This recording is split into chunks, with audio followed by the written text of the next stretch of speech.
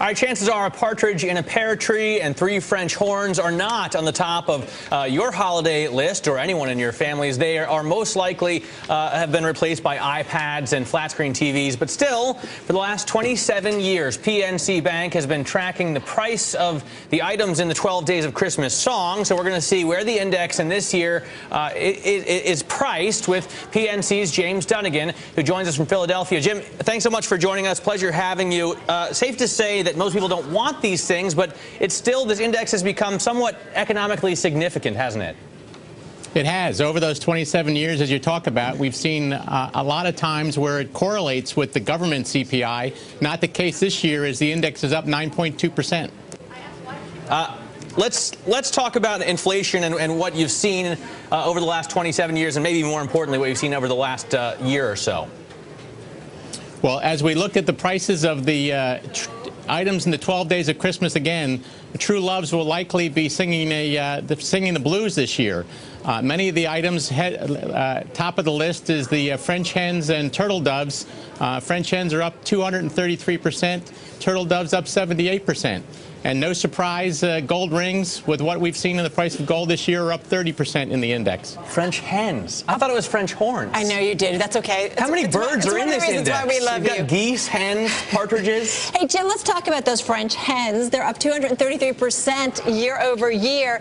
I mean, what is that? Because of the feed? It's costing them more to feed them? I mean, explain that one, because that's a big jump. It's a combination of factors, Carol. Certainly, feed costs have a part of it. These are adult hens, so the cost of operation is a little bit higher. But it also, as we've seen over those 27 years, a lot of it is supply and demand.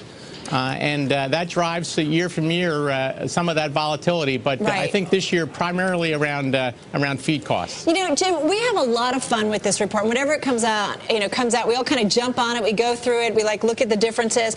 But I mean, it is kind of whimsical. I mean, talk to us about the importance of it. I mean, what's the takeaway? I think at this point, there's that debate about whether or not there's inflation. Folks say no. Look at the numbers, but we all certainly feel it. When you look at the results of this survey, what does it really kind of bottom line tell you? We look at it with much the same anticipation as you talk about. And when I looked at it this year, the last large increase, in fact, the largest increase we saw in the index was back in 2003 when we were coming out of the recession of 2002. So I think there's similarities. Coming out of a recession, demand picks up.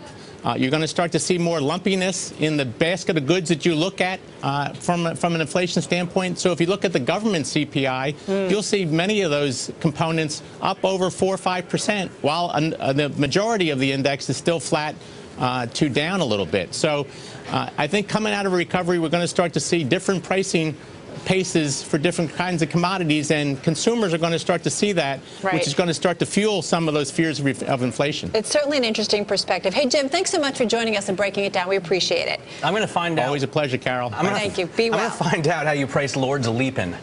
And then or ladies dancing. I'll ask Jim here, and then you can email me, and I'll give you the answer.